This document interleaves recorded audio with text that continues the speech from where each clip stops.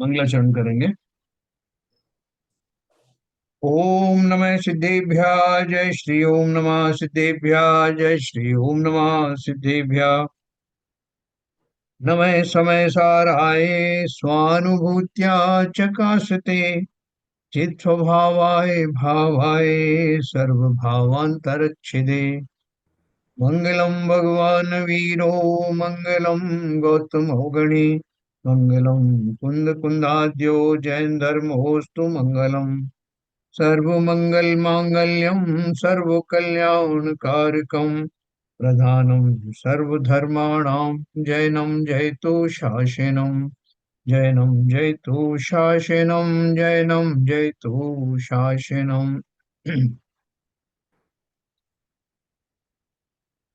श्रीमद् कुंद कुंदाचार्य द्वारा रचित समय सार नाम का ग्रंथ हम लोग पढ़ रहे हैं, जिसकी टीका अमृत चंद्राचार्य ने की है। और हिंदी टीका में बहुत सारे लोग हैं। तो मैं अब आपको जो पहली गाथा प्रारंभ की थी कल, उसका जो विवरण विश्लेषण चल रहा है, अपन उसके बारे में बात करेंगे।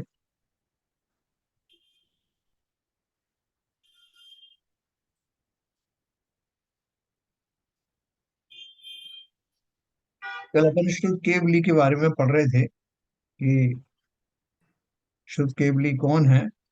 और शुद्ध केवली मुख्य रूप से गणधर देवों को कहा गया है। मेरे पूरे द्वादशांक का ज्ञान होता है, कुछ भी छूटा नहीं रहता।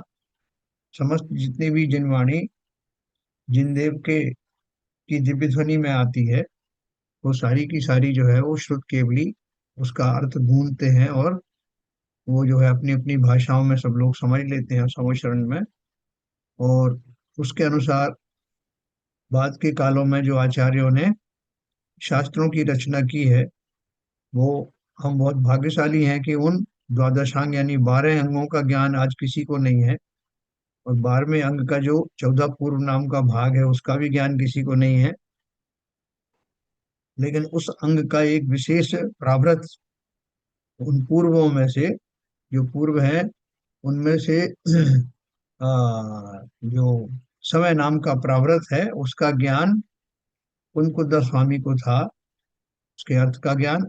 और उसके आधार पर उन्होंने ये आ, समय सार ग्रंथ लिखा है, तो वो हमको उपलब्ध है। तो वो कह रहे हैं कि श्रुत केवली शब्द के अर्थ में श्रुत अर्थात अनादि निधन प्रवाह रूप आगम, और केवली अर्थात सर्वज्ञ देव कहे गए हैं, है ना। श्रुत का अर्थ क्या है, जो अपन बोलते हैं जो श्रुत स्कंद आपने देखा होगा बना हुआ शास्त्रों में, जिसमें कि द्वादशांग पूरे बने हुए हैं। फिर एक एक अंग के अंदर में क्या क्या आता है, कितने श्लोक हैं, किन पत्ने पद्य हैं, कितने प्रावृत हैं, उन प्रावृत कितनी वस्तु अधिकार है, पर उनके कितने प्रावृत हैं, सबका पूरा डिटेल आता है।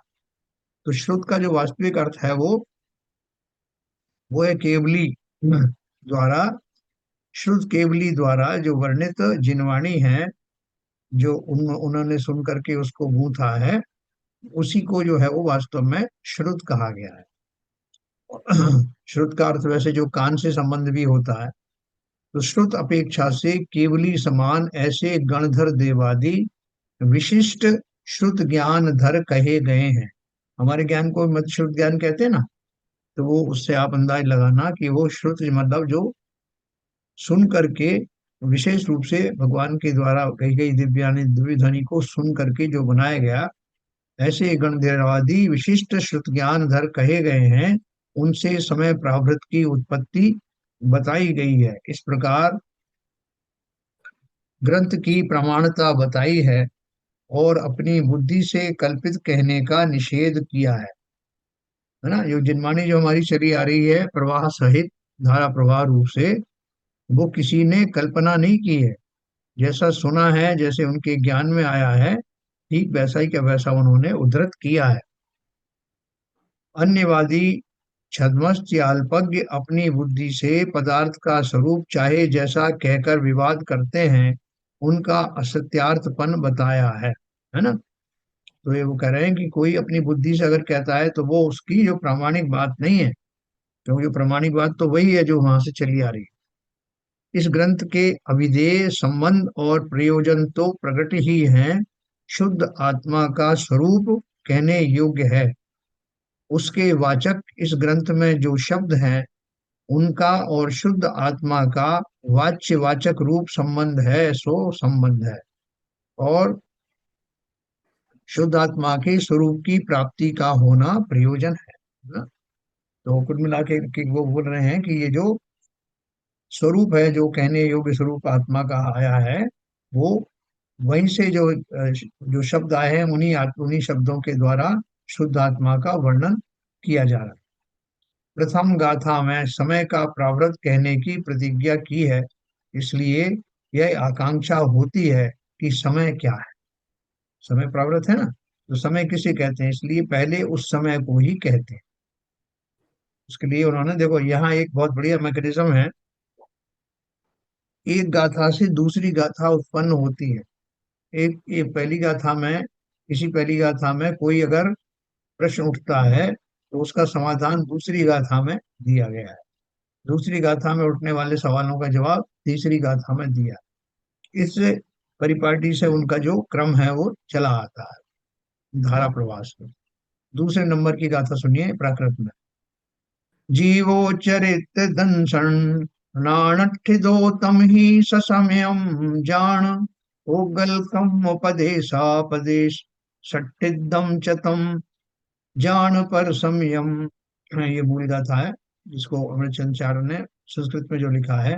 जीव चरित्र दर्शन ज्ञान स्थित है तम ही स्वसमयम जानी ही उद्गल कर्म प्रदेश स्थितम चतम जानी ही पर समयम। इसका जो है हिंदी में उन्होंने जो दोहा लिखा है। जीव चरित दर्शन ज्ञान स्थित स्वसमय निश्चय जानना स्थित कर्म पुद्गल के प्रदेशों पर समय जीव जानना है। हे भव्य, जो जीव दर्शन ज्ञान चारित्र में स्थित हो रहा है उसे निश्चय से स्व समय जानो। और जो जीव उद्गल कर्म के प्रदेशों में स्थित है उसे पर समय जानो। इसका अर्थ देखो स्व समय का अर्थ समझना और पर समय का अर्थ समझना। देखो नीचे उन्होंने दिया है। ऊपर तो सिंपल उन्होंने दिया है कि जो जीव ज्ञान दर्शन चरित्र में स्थित हो रहा है वो स्व समय में है, अपने अपने समय में है, अपने ही रूप में है, अपने स्वरूप में है।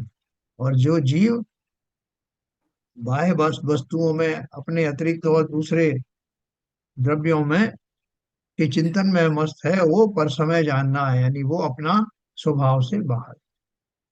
समय शब्द का अर्थ इस प्रकार है। सम उपसर्ग है जिसका अर्थ एक पना है, और अय गतौ धातु है जिसका अर्थ गमन और ज्ञान भी है। इसलिए एक साथ ही जानना और परिणमन करना, ये दोनों क्रियाएं एकत्व पूर्वक करे वह समय है। यह जीव नामक पदार्थ एकत्व पूर्वक एक ही समय में परिणमन भी करता है और जानता भी है, इसलिए वह समय है। देखो समय की क्या परिभाषा बताई उन्होंने। जो भी द्रव्य एक साथ, जिसमें एक साथ जानने की और परिवर्तन होने की, परिणमन होने की शक्ति पाई जाए उसे जीव कहते हैं, उसे समय कहते हैं।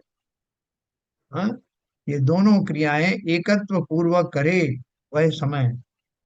यह जीव नामक पदार्थ एकत्व पूर्वक एक ही समय में परिणमन भी करता है और जानता भी है, इसलिए वह समय है।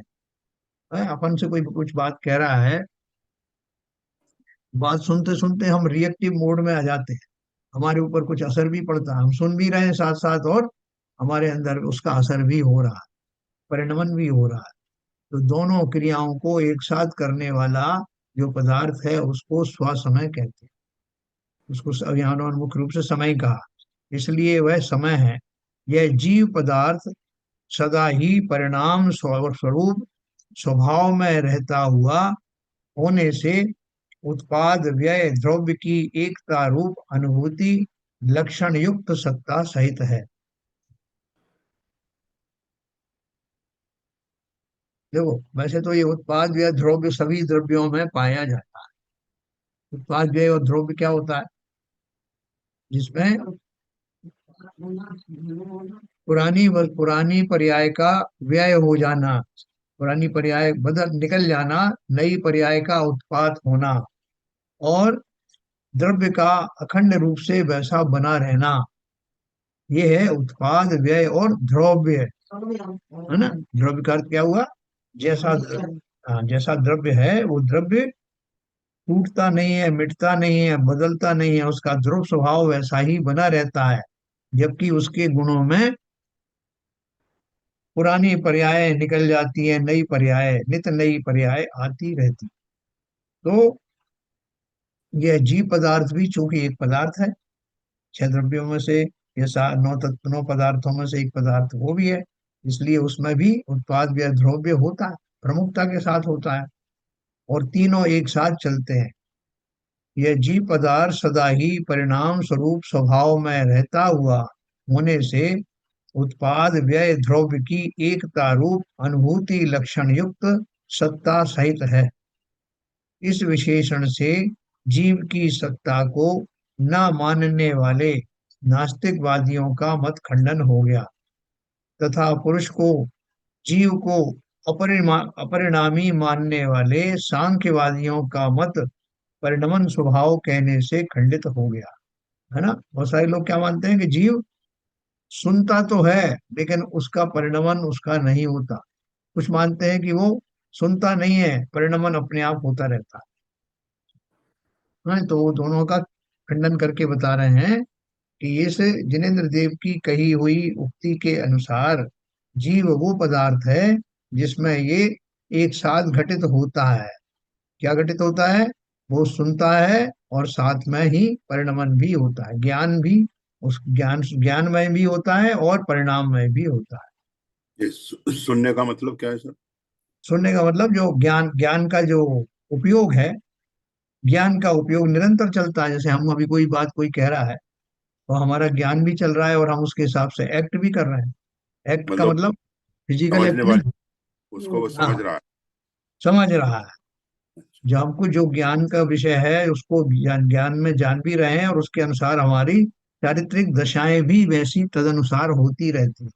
ओके उसे ओके। परिणमन कहते हैं, अंदर से कि हमें समझ में आ रहा है सब।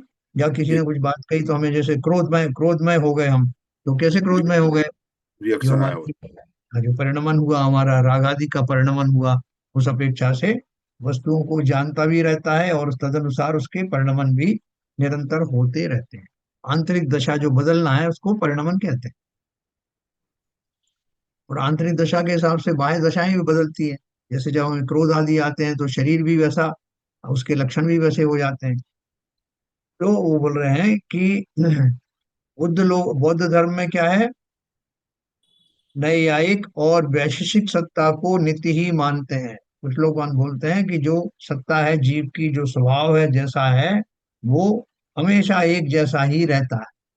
जबकि एक जैसा नहीं रहता, हम अलग अलग पर्यायों में जाते हैं तो हमारे अलग अलग दशाएं होती हैं, तो इसलिए उस अपेक्षा से एक जैसा नहीं रहता।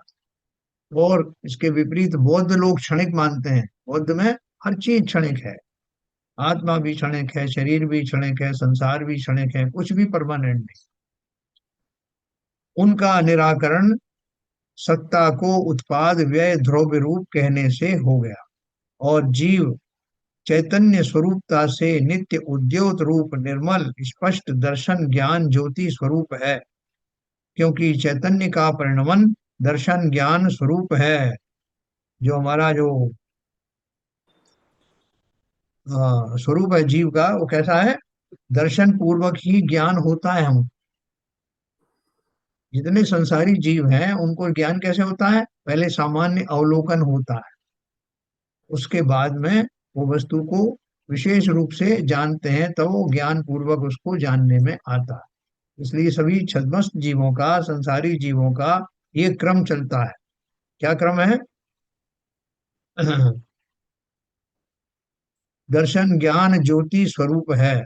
चैतन्य का परिणमन दर्शन ज्ञान स्वरूप है।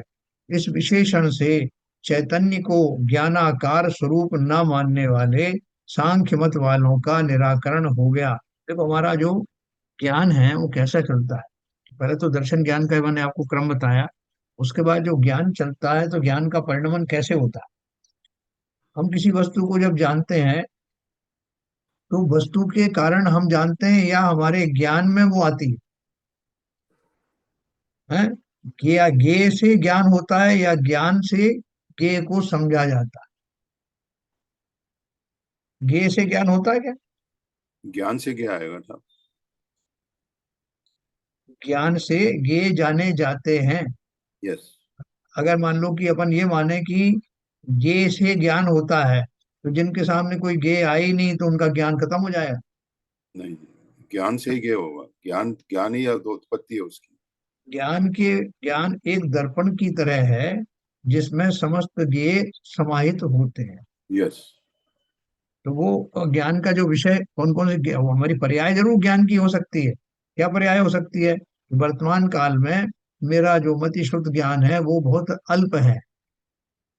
लेकिन बहुत अल्प भी नहीं है जितना कि निगोदीय जीव को होता है। जितना है मेरा ज्ञान उसके द्वारा मैं आसपास की घटनाओं को थोड़ी बहुत चीजों को जान सकता हूँ। फिर जब उसका और विशेष ज्ञान के धारी होते हैं विद्वान आदि होते हैं मुनि होते हैं वो हम मुझसे ज्यादा जानते हैं। जिन्हें सम्यक दर्शन सम्यक ज्ञान होता है वो और ज्यादा जानते हैं। अवधि ज्ञानी कुछ और विशेष अवधि को जानते हैं। मने पर्याय ज्ञानी कुछ और जानते हैं। और केवल ज्ञानी सबको जानते हैं। ये ज्ञान का ही कुवाड़। व्यापक है ज्ञान की पर्याय है। ठीक है। तो ज्ञान ज्ञेयों के पीछे नहीं भागता।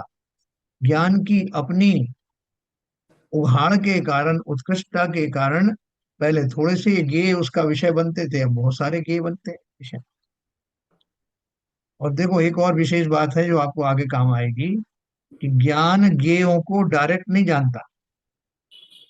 ज्ञान कैसे जानता है कि ज्ञान अपने ज्ञान में बनने वाले आकारों को जानता है और तदनुसार उसको ज्ञान होता है।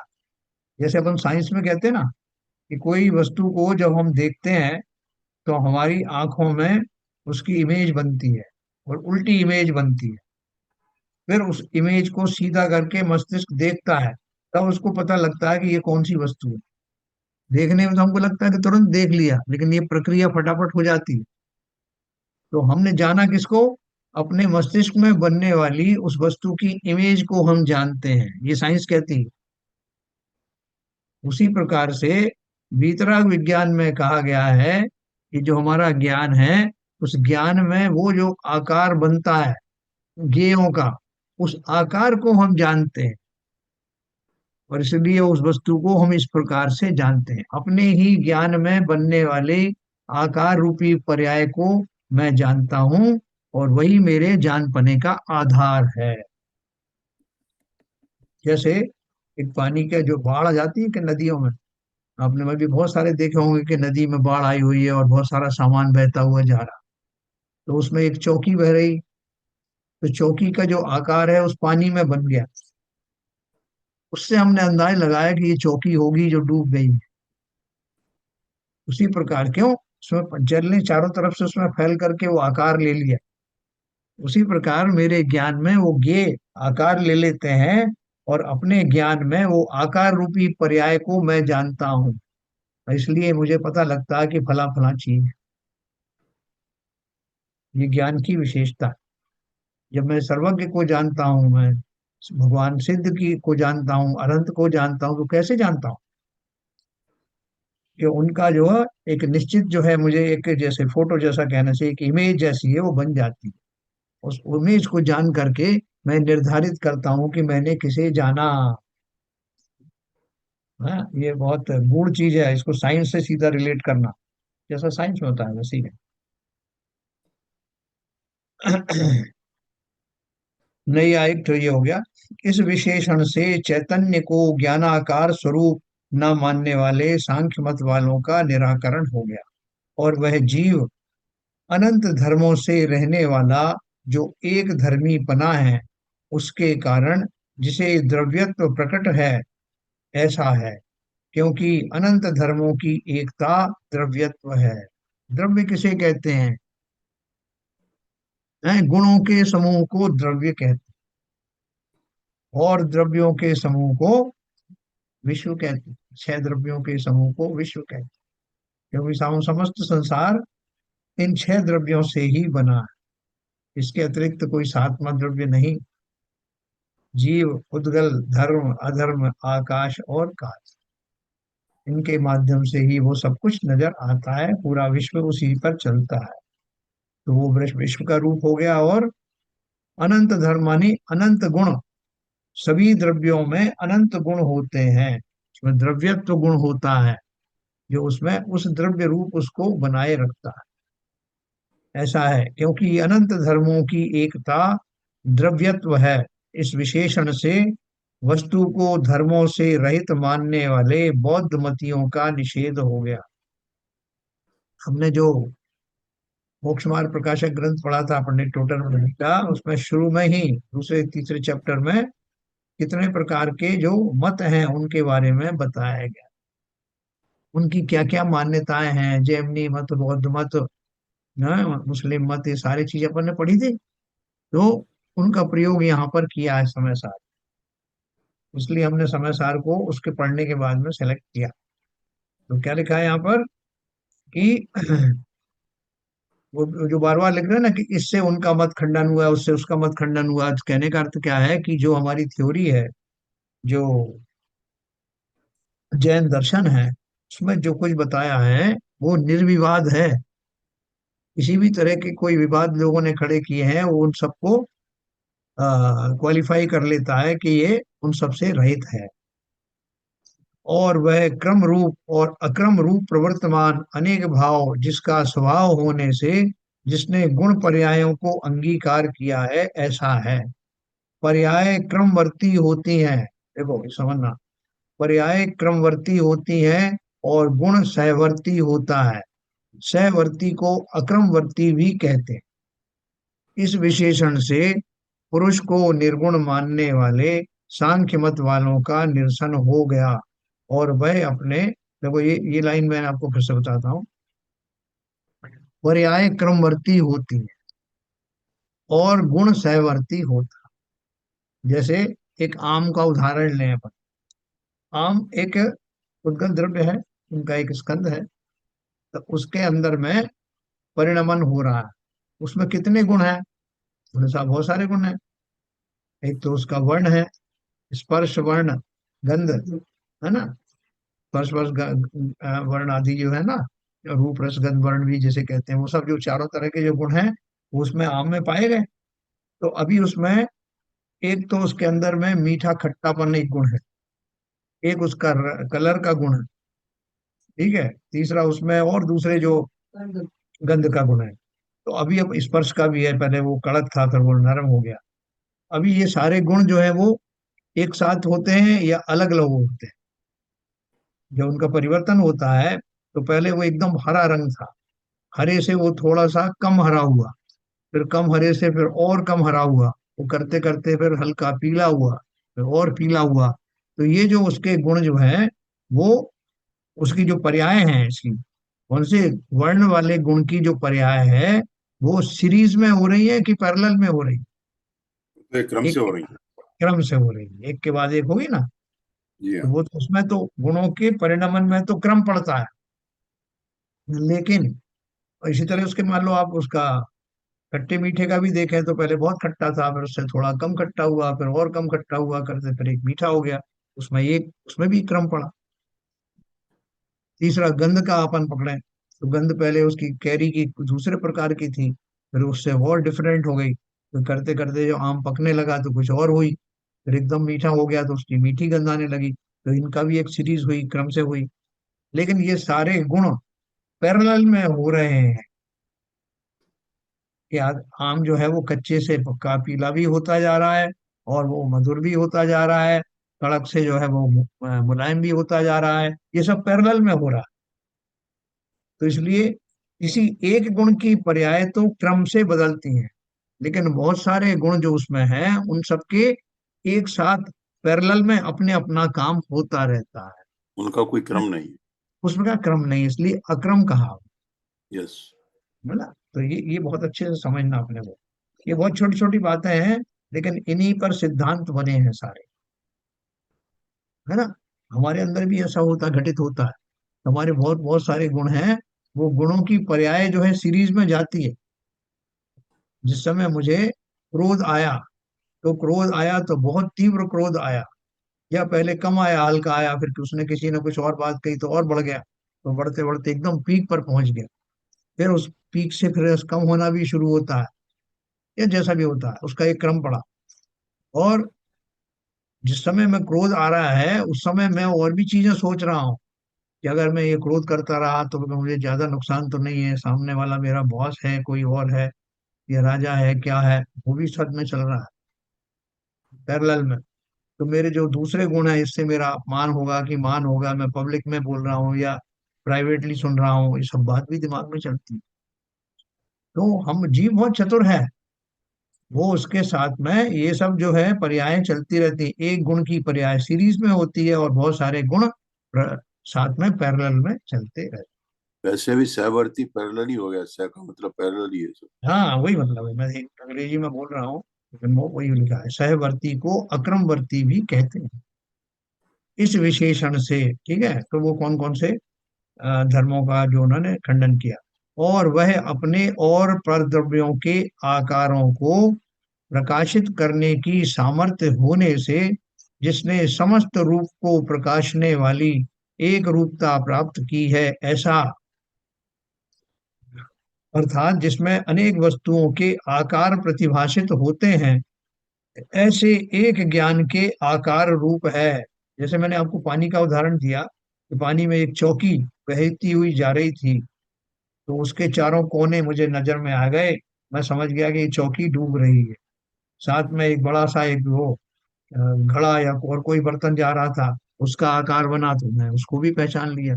तो इतनी बड़ी नदी में कितने सारे आकार बन रहे हैं, ज्ञान रूपी नदी में कितने गेयों के आकार बन रहे हैं, मैं एक साथ देख पा रहा हूँ।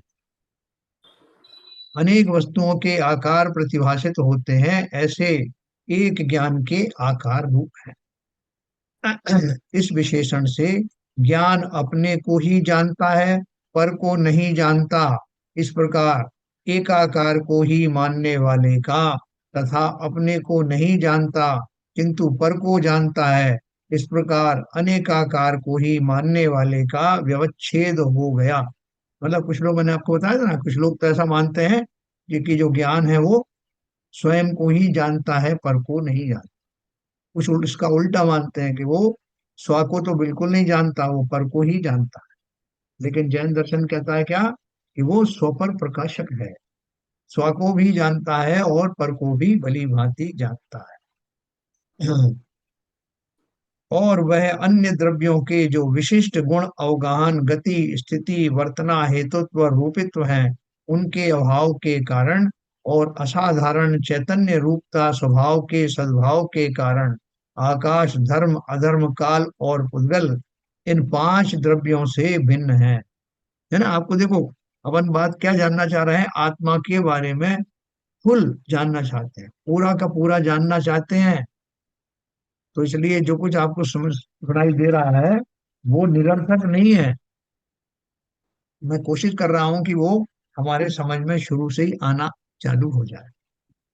तो अभी अपन ने क्या पढ़ा कि बाकी जो बाकी द्रव्य हैं, पहली बात तो ये कि मैं उनसे अलग हूं क्योंकि मैं ज्ञान गुण का धारी, मैं चैतन्य गुण का धारी।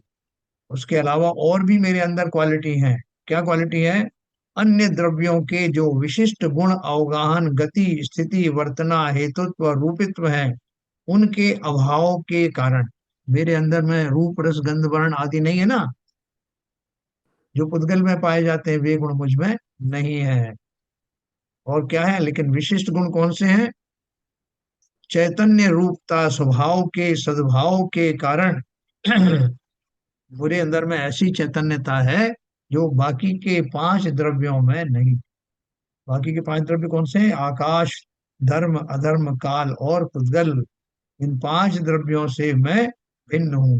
क्यों भिन्न हूँ, मेरा एक विशेषण है कि मैं चैतन्य हूँ, मैं ज्ञानमय हूँ, और मैं पुद्गल आदि के गुणों से रहित हूँ। तो ये बात बताने से हमको फायदा हुआ कि नुकसान हुआ, कि साहब आपने तो बता दिया कि जो पुद्गल में जो स्पर्श रूप रस गंध आदि पाए जाते हैं वो मुझ में नहीं है। तो ये तो मेरे अंदर अभाव हो गया साहब, फिर मैं क्या करूँगा? हम ये करेंगे, इसी बल पे तो मेरा भेद विज्ञान होगा। शरीर की होने वाली क्रियाओं को मैं जो अपनी मान बैठा हूँ, वो मेरा जो भ्रम है वो टूट जाएगा कि भैया शरीर की क्रियाएं शरीर करता है। मैं मोटा हूँ, मैं पतला हूँ, मैं कड़क हूँ, मैं मुलायम हूँ, है, मैं खट्टा हूँ, मैं मीठा हूँ, ये सारी दशाएं किसकी हैं? ये मेरी नहीं। लेकिन इतना जरूर है कि मैं इन दशाओं में से गुजरने वाली वस्तुओं को जान लेता हूँ। मैं स्वयं खट्टा मीठा नहीं, मैं स्वयं कड़ा मुलायम नहीं, लेकिन जो इन गुणों के जो धारी पदार्थ हैं उन सब का ज्ञान मुझे रहता है। और इसी की कारण मुझे ये भ्रम होता है कि शरीर में से गुजरने वाले पदार्थ मैंने ही तो खाए, मैंने ही चखे, और ये अच्छा है, ये बुरा है, ये मुझे और चाहिए, ये सब भाव इसी कारण से तो आते हैं।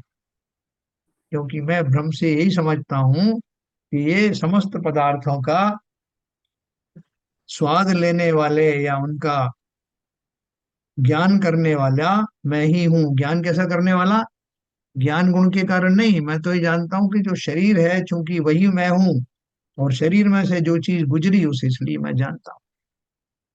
तो भ्रम कहाँ हो गया कि शरीर में से गुजरा और पुद्गल द्रव्य है, और पुद्गल द्रव्य में वो सब गुण पाए जाते हैं।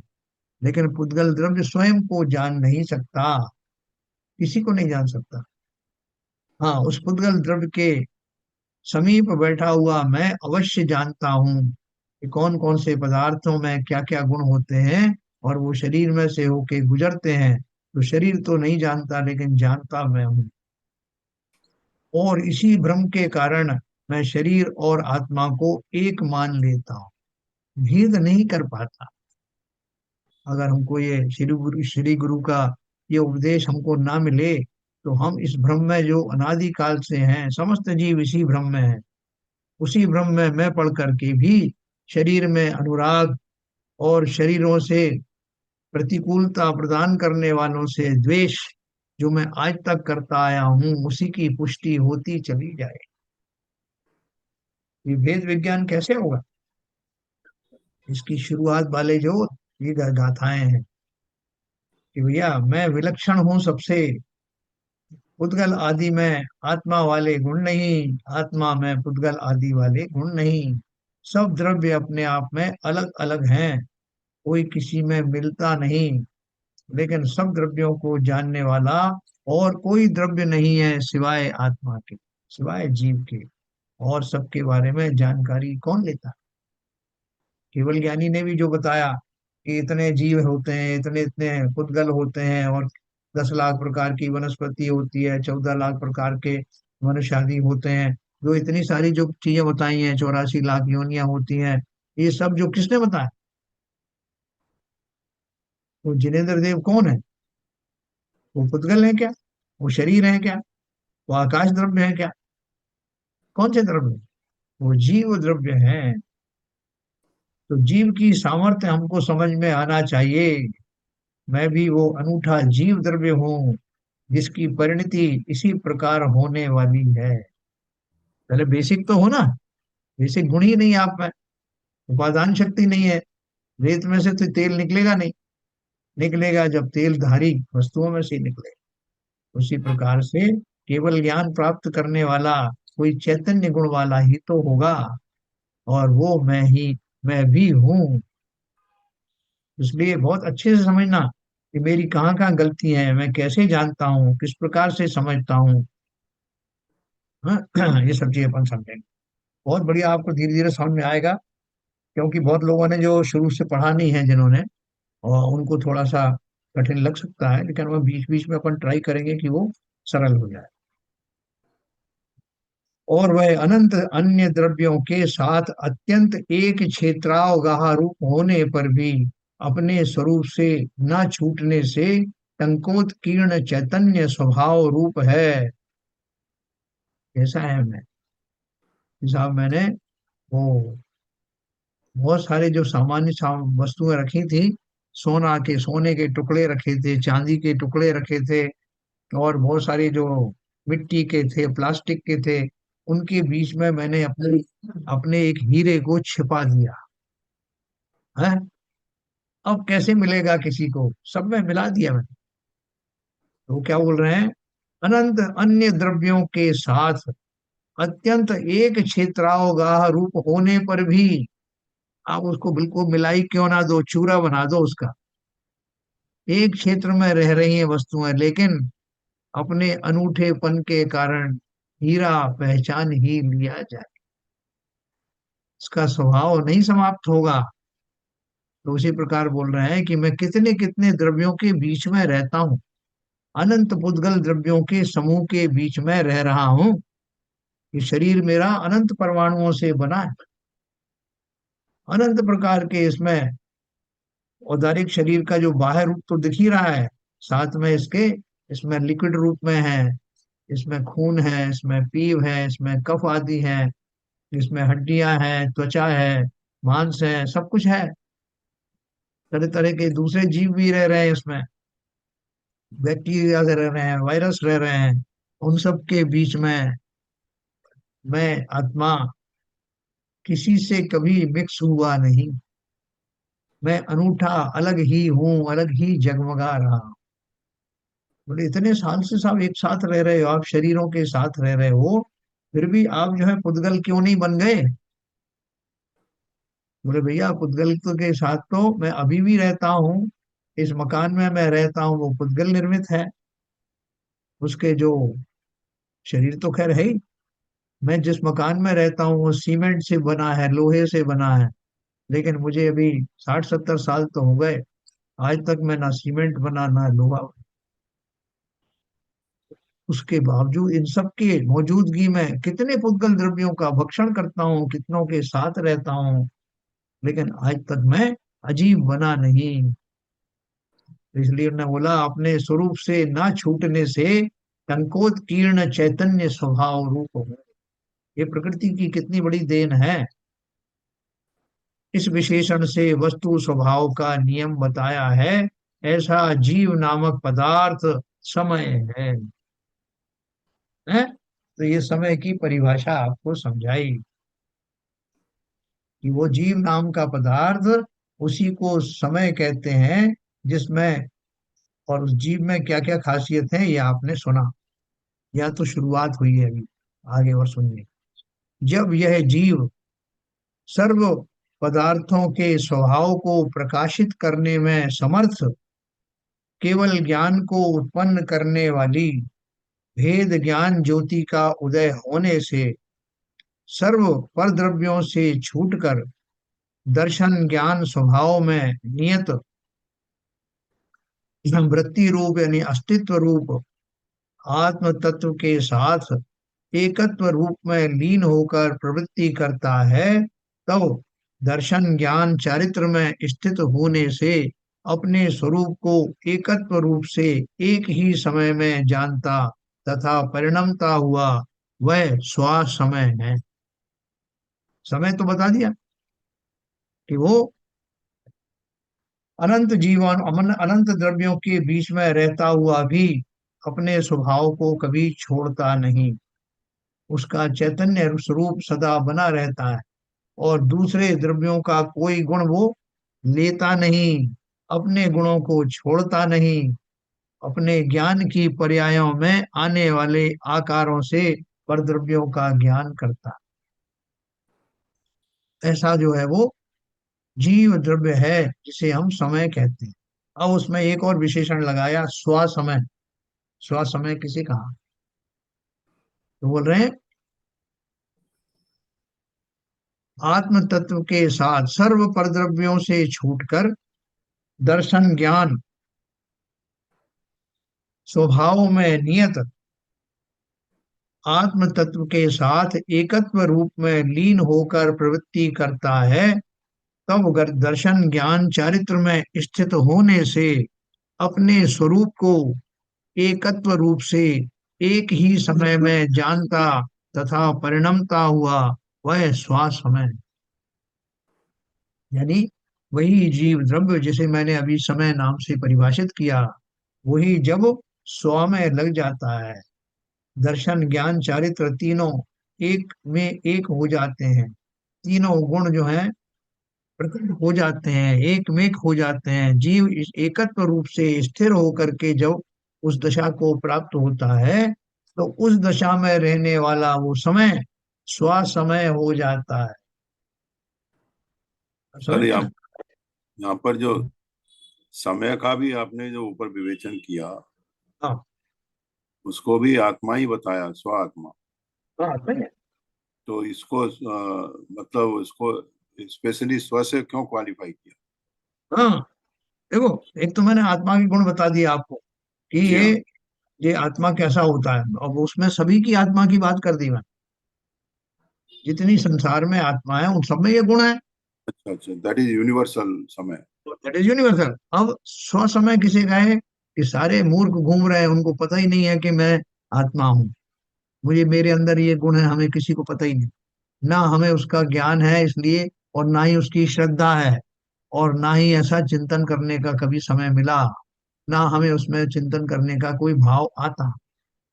लेकिन जिस काल में जीव को ये तीनों की उपलब्धि प्राप्त हो जाए, श्रद्धावंत हो जाए कि ऐसा अनूठा आत्म द्रव्य मैं हूँ, उसमें आत्मा से संबंधित ज्ञान, उसका ज्ञान सम्यक ज्ञान हो जाए, और उसका चारित्र निखर करके ऐसा हो जाए कि स्व में लीन हो जाए, जिस काल में ये तीनों की एकता होगी, उस काल में उस समय रूपी आत्मा को, जिस समय नाम दिया है, उसको अब मैं स्व का विशेषण और लगा दूंगा।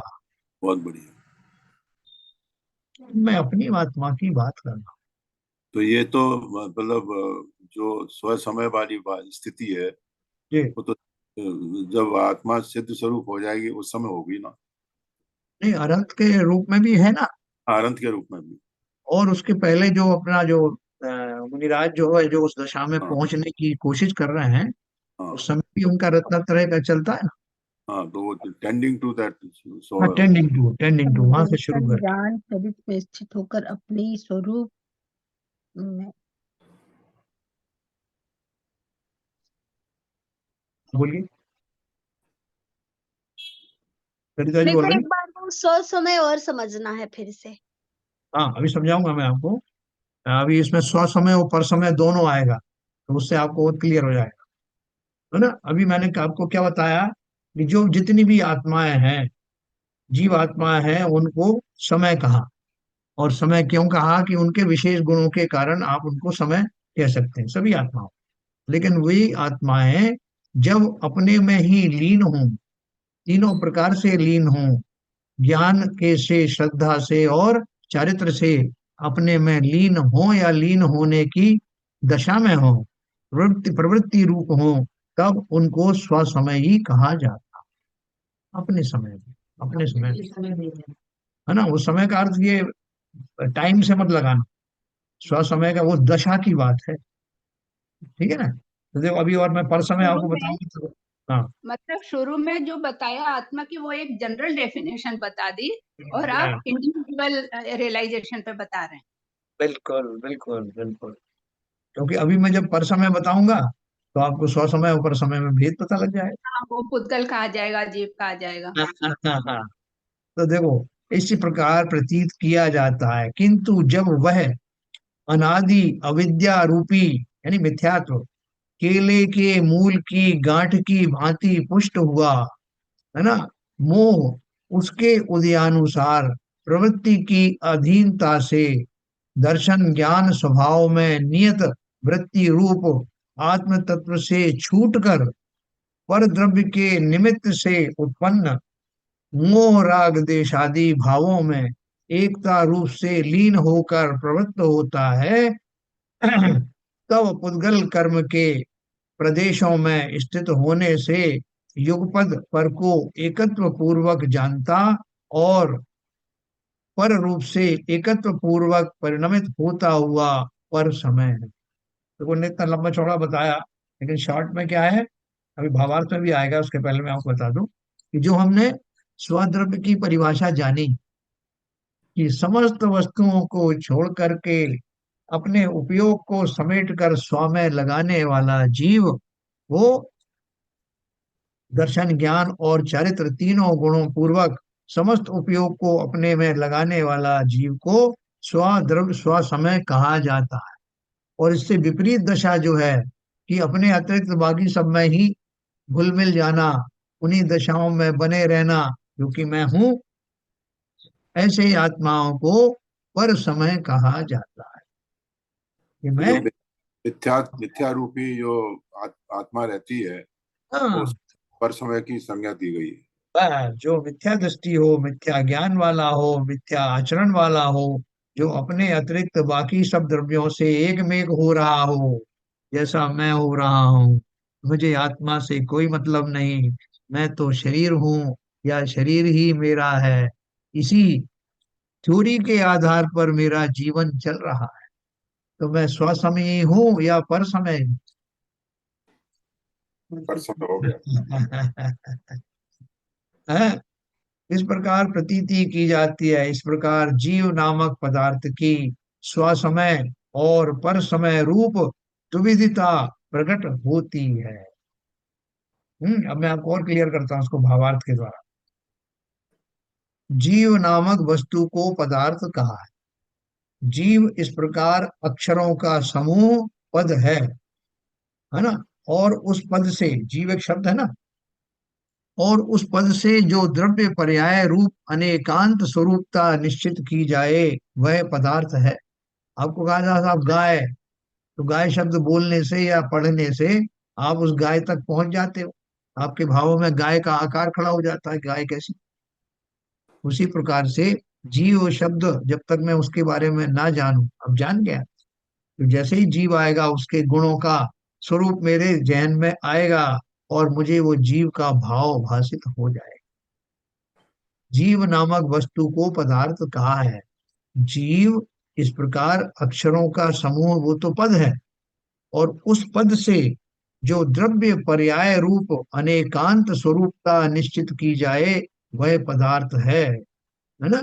जब मैं जीव के बारे में निर्णय करूंगा कि जीव लिखा है साहब, जीव का अर्थ एकदम पढ़ते ही मुझे समझ में आ जाता है कि जीव किसकी बात कही जा रही है।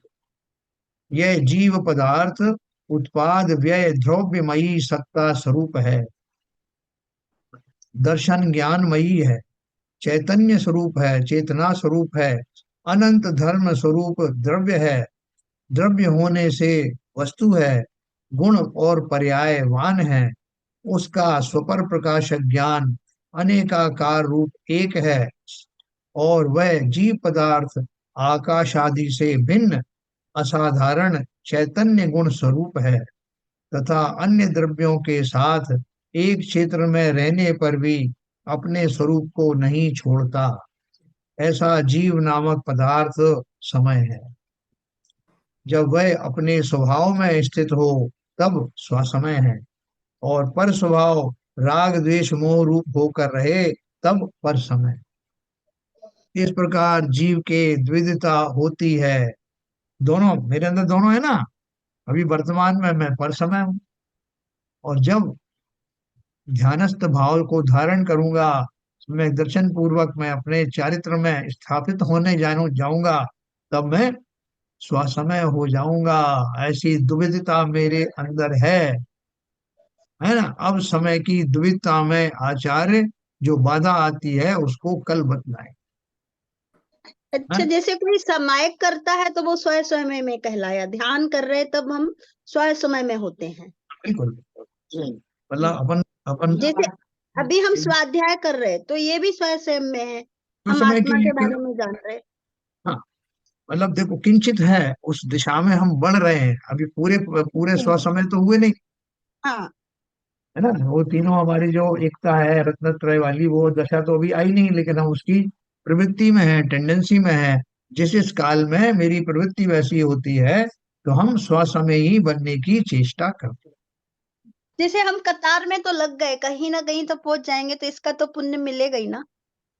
100% पहुंच गए, 100% पहुंच गए। देखो एक चीज मैं आपको और बताऊं, आप लोग जो ध्यान कराते हो परीक्षा ध्यान में, या जो और हम ध्यान वगैरह कराते हैं लोग, सभी ध्यान में एक चीज बताई जाती है कि एक चीज ऑटो सजेशन करना होता है, मैं स्वस्थ हूँ, मैं स्वस्थ हूँ, मैं ठीक हो रहा हूँ, ऐसा अपन करते हैं और तो बोलते हैं उससे आदमी जल्दी ठीक हो जाता है। और मन लगाकर विश्वास पूर्वक ये बात कही जाती है।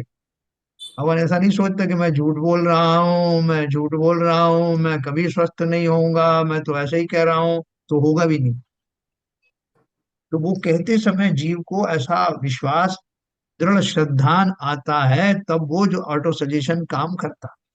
उसी प्रकार से जो आपने पूछा कि हमको ज्ञान तो मिल गया, हम उस तरफ बढ़ ही रहे हैं, ऐसा 100% विश्वास रखना ये साधारण बात नहीं है।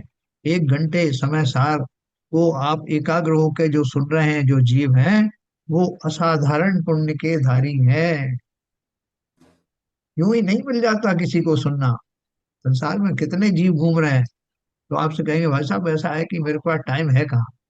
परसों जरूर मैं बैठ गया था थोड़ी देर के लिए, आप चाहो कि रोज रोज बैठ जाए, तो अपने पास इतना तो ना टाइम है, मरने की फुर्सत नहीं है, और आप बोल रहे समय सार सुन लो। भाव ही नहीं आएंगे साहब। अब ये काम है, घर गृहस्थी में रह रहे हैं साहब, और भी जगह जाना आना पड़ता है, तो वो जाएगा और इसको तो अपना टेम्परेरी मानेगा, या और कहीं समय नहीं कट रहा तो यहाँ बैठ गए। लेकिन जो वास्तव में रुचि पूर्वक सुनने का इन्होंने संकल्प जैसा बना लिया है कि बाकी सब काम बाद, पहले अपना काम। यह जन्म लिया किस अर्थ अहो, समझो जिससे यह व्यर्थ ना हो। है, कुछ काम करो, कुछ काम करो, है ना, जग में रहकर कुछ नाम करो। यह जन्म हुआ किस अर्थ का हो, समझो जिससे यह व्यर्थ ना हो। जिसने भी ये बात सोच करके समझ करके कि संसार में मैंने सबको बहुत टाइम दिया, परिवारजनों को दिया, समाज के लोगों को दिया, सबको देता चला आया, आज से नहीं अनादि काल से, तब मेरी ये दशा है। लेकिन जिसने स्व को समय दिया वही स्व समय ही बना। इसलिए और बिल्कुल पक्का श्रद्धा रखना कि न केवल हम भव्य हैं, क्योंकि जिनवाणी को सुनने की रुचि हम हमारे अंदर पैदा हो, न केवल भव्य हैं बल्कि निकट भव्य हैं, बहुत शीघ्र हमारा कल्याण होगा, ये 100% विश्वास रखना। एक तो शंका है मेरे को जी, जी। जब आत्मा सिद्ध होके सिद्ध शिला पे स्थापित हो जाती है, तो उसके जो ज्ञान या कोई जो पर्याय में चेंज आता है वो निग्लिजिबल होता है। तो क्या उसके लिए भी उत्पाद व्यय द्रव्य यूज करा जाता है कि जब आत्मा हमारे शरीर में है उस समय इसका यूज किया जाता है? देखो उत्पाद व्यय द्रव्य जो है एक यूनिवर्सल सिद्धांत है, वो जी। हर अवस्था में लगता है। लेकिन अच्छा। आपका प्रश्न सही है कि जिस समय जिस सिद्ध अवस्था में विराजमान है, तो उसमें उनका किस तरह से ये लागू होता है। जी। उसमें देखिए ऐसा है कि पर्याय तो निरंतर बदलती है, एक ही पर्याय हमेशा नहीं रहती। जी। ये जो ट्यूबलाइट जल रही है ना आपकी सबके यहाँ, या बल्ब जल रहे हैं, तो जी। इनकी जो लाइट है आपको मालूम है कि लुक झुक हो रही है, आपको दिखाई नहीं देगी, जी। क्योंकि हम लोग सब बिजली घर वाले हैं, बिजली बनाने वाले, हम उसमें परमाणु ग्रह में हम लोगों ने काम किया है। और वैसे भी हम्म। सब जानते हैं कि हम्म। जो बिजली जो होती है उसकी फ्रीक्वेंसी होती है, वो हम्म। एक आपने उसका एक चार्ट देखा होगा कि वो बिजली पीक पे जाती है और फिर आकर के सबसे हम्म। पीक पे जाकर के फिर जीरो पे आ जाती है। जी। मतलब ये 50 साइकिल के बाद में, मतलब एक साइकिल के बाद में वो एकदम नेगेटिव पे आकर के जीरो हो जाती है, अर्थात वो बिजली लाइट बंद हो जाती है। और फिर तुरंत चूंकि इतने कम सेकंड के लिए होती है और फिर से चालू हो जाती है, तो आपको वो कंटिन्यूअस दिखाई देती है, लाइट हम्म। बराबर चल रही है। जी। लेकिन बीच बीच में उसको वो जीरो पे आती है। जी। तो ये पिक्चर जो दिखाते हैं ना सिनेमा घरों में, जो पिक्चर दिखाते हैं, तो वो जो पिक्चर हम जो होती है एक एक समय की है, मैंने हाथ इतना उठाया, फिर इतना उठाया, फिर इतना उठाया, और उन सब दशाओं को की रील बनती है, और उसको तेजी से घुमाया जाता है तो लगता है कि मेरा हाथ कंटिन्यूअस उठ गया, जबकि वो जी। सब धीरे धीरे होता है, ऐसे ऐसे करके सब उस उनका सीरीज बनती है, तो हमको लगता है कि हाथ उठाया जा रहा है। जी। उसी प्रकार से सिद्धों की जो जो आत्मा में जो गुण पाए जाते हैं, ज्ञानादि जो गुण पाए जाते हैं, उन सब की जो इंटेंसिटी है वो थोड़ी कम ज्यादा होती है। हम्म। उसी वही पर्याय होती है। अब सिद्धों की पर्याय अशुद्ध तो होगी नहीं, लेकिन वो जी पर्याय बदलेगी कैसे? एक सिद्ध पर्याय आई, वो चली गई, फिर दूसरी सिद्ध पर्याय तत्काल उत्पन्न हुई, वो आई, फिर तीसरी सिद्ध पर्याय आई, वो आई। ये कंटिन्यूअस चल रही है। पर्यायें बदल रही हैं, पुरानी पर्याय जा रही है, नई पर्याय आ रही है, लेकिन वो सिमिलर पर्याय है। वही पर्याय हम्म सेम नहीं, सिमिलर। जी जी जी। सिद्ध इसीलिए अवस्था। वो चाहे नेग्लेजिबल है लेकिन देयर इज अ चेंज, इसलिए कहते हैं उत्पाद है द्रव्य। और जैसे इतना अप्रिशिएबल चेंज होता है, इतना बहुत मामूली चेंज आपको पता भी नहीं चलेगा उसमें, जैसे मैंने बिजली का उदाहरण दिया आपको, उसी प्रकार से जैसे केवल ज्ञान है, तो ज्ञान की पर्याय कैसे बदली? कि वो केवल ज्ञान जान तो सभी विषयों को रहा है, तीनों हम्म काल तीनों लोग सभी अचर अचर सभी हमेशा ही जान रहा है, लेकिन उसकी इंटेंसिटी में बहुत एक मामूली चेंज आया। मैं उदाहरण के लिए हम्म, आपको समझा रहा हूँ। जी लेकिन वो चेंज कैसा आया कि मेरे जान पाने में कोई फर्क नहीं आया। हम्म। कि आपको, है ना, अभी आप कोई चीज को देख रहे हो, कभी थोड़ा सा आपको हल्का उतनी क्लैरिटी से नहीं दिखा, तो आपको पता भी नहीं चलेगा। जी निरंतर हमारे चितवन में फर्क आ रहा है, हमारी हर चीज में फर्क आ रहा है, लेकिन हमें महसूस नहीं होता है। जी जी और उसके द्वारा कोई काम बाधित नहीं हो रहा है, इसलिए वो अर्थ पर्याय होती हैं, वो सूक्ष्म पर्याय होती हैं गुणों की, जिन्हें इस केवल ज्ञानी ही जान सकता है। तो इस तरह वहां पे इसलिए पर्याय की मतलब जो ये ऑटोमेटिक है, चलता ही रहता है। ऑटोमेटिक होता है, सब जी में लागू होता है।